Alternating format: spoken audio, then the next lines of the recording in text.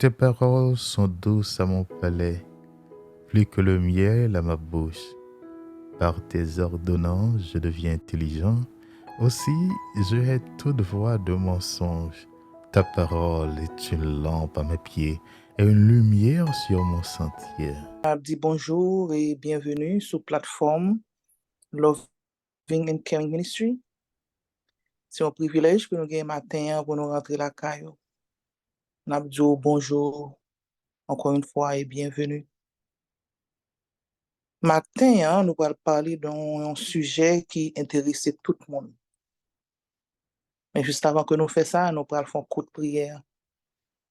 Notre Dieu, notre Père, nous merci de ce que vous réveillez nous matin. Nous merci de ce que vous permettez nous à vivre toujours.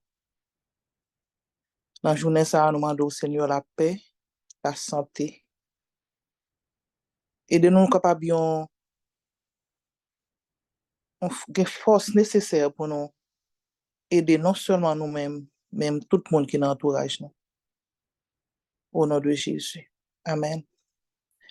Le sujet du matin, c'est la santé et le bien-être. La raison que fait nous commencer comme ça, c'est parce que nous réalisons que nous passons plus de temps dans l'autre bagaille au lieu que nous passer du temps à prendre soin de nous-mêmes. Nous comprenons que nous tous avons cherché bien-être. C'est un sentiment qui est inné dans le cœur de l'homme. C'est parce que Dieu nous a créés pour le bien-être. Et si dans le Somme 112, verset 3, il est dit, il y a dans sa maison bien-être et richesse. Le bien-être, il fait partie de la santé, du moins dans la définition qu'en donne l'OMS, qui est l'Organisation mondiale de la santé. Plusieurs recherches démontrent que plusieurs de nos mauvaises habitudes peuvent apporter des résultats négatifs sur notre santé. Par exemple, un bon rapport avec les autres, c'est-à-dire la qualité de nos relations, a également un impact sur notre santé, surtout sur la santé mentale. Un cœur joyeux est un bon remède, d'après Proverbe 17, verset 22.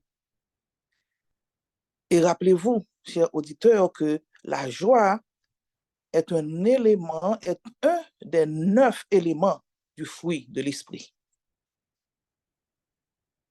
Nous devons veiller sur la santé, non? Nous devons veiller sur notre santé. Dans le Conseil sur la nutrition et les aliments, l'auteur Ellen White écrit comme ça, que personne d'entre ceux qui professent la piété, qui nous avons défini pour nous la piété, qui ont attachement fervent aux devoirs et aux pratiques de la religion, que personne d'entre ceux qui professent la piété ne se désintéresse de la santé du corps et ne prétendent que l'intempérance. C'est quoi l'intempérance? C'est un exercice, son excessive use, son en façon que nous utilisons corps nous, en façon que nous manger ou bien passion que nous gagnons, nous faisons à l'excès. Et je vais relire la phrase encore, que personne d'entre ceux qui professent la piété ne se désintéresse de la santé du corps et ne prétend que l'intempérance n'est pas un péché et qu'elle ne saurait affecter la spiritualité. Ça veut dire que façon que nous comportons, la façon que nous agissons, tout ça a un impact sur notre vie spirituelle. Et auteur l'a continué, il dit, il y a une étroite relation entre le physique et le moral. Nous joignons ça dans The Review and the World, qui écrit 25 février 1881. Même auteur ça, il continue, il dit, toute transgression d'une loi physique est une transgression de la loi de Dieu. Jésus-Christ est le créateur, il est l'auteur de notre être. Il a créé l'organisme humain, il est l'auteur des lois physiques, au même titre qu'il est l'auteur de la loi morale. Mais l'être humain est insouciant et négligent quant aux habitudes et aux actes qui concernent sa vie physique et sa santé. Et j'aimerais reprendre cette phrase. Mais l'être humain est insouciant et négligent quant aux habitudes et aux actes qui concernent sa vie physique et sa santé. Et de ce fait, il pêche contre Dieu. Peut-être matin, nous sommes capables d'attendre que nous puissions parler de différentes maladies. Mais nous avons besoin de comprendre ça. D'abord, que nous devons prendre soin de notre santé. Auteur a continué, il dit, nombreux sont ceux qui prétendent aimer Jésus-Christ et qui ne témoignent ni révérence, ni respect pour celui qui donne sa vie pour les arracher à la mort éternelle. Il n'est ni révéré, ni respecté, ni reconnu. Cette attitude se traduit par le mépris qu'ils manifestent à l'égard de leur propre corps, en violant les lois de leur être.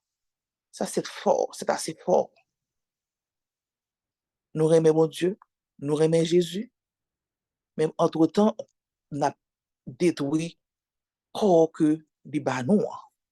Et parfois, involontairement, il y a un auteur qui est très connu dans le monde adventiste, du nom de Mark Finley. Il dit que chaque faculté que le Créateur nous a dotée doit être cultivée au plus haut degré de perfection. Chaque faculté que le Créateur nous a dotée doit être cultivée au plus haut degré de perfection, afin que nous puissions faire le plus grand nombre de bonnes choses possibles. En tant que candidat pour la Canaan céleste, nous devons réveiller chaque matin comment nous sommes capables mieux dans tout ça que nous avons fait, dans la relation avec les autres, dans la façon que nous prenons soin de nous, dans qui ça la mette dans le corps. C'est assez important comme ça. Et pour finir, je vais encourager nous pour nous capables de chérir et prendre soin de ce don précieux que Dieu vous a donné, votre corps. Avec une santé robuste, nous sommes capables de faire de grandes choses. Nous sommes capables de mener une vie abondante. Notre corps, même bien que les déchu, mais il a toujours été une création de Dieu. Et nous devons respecter. Il a terminé avec verset ça, que nous venons dans 1 Corinthiens 6, verset 19, qui dit, votre corps est le temple du Saint-Esprit qui est en vous et que vous avez reçu de Dieu. Vous ne vous appartenez pas à vous-même. Chers auditeurs, auditrices, nous avons encouragé aujourd'hui à matin, à partir de matin, pour prendre décision, pour capable intentionnel, comment on prendre soin de santé, corps que mon Dieu bat. Et c'est là qu'on a prêté, que mon Dieu est capable de bénir nous. Merci.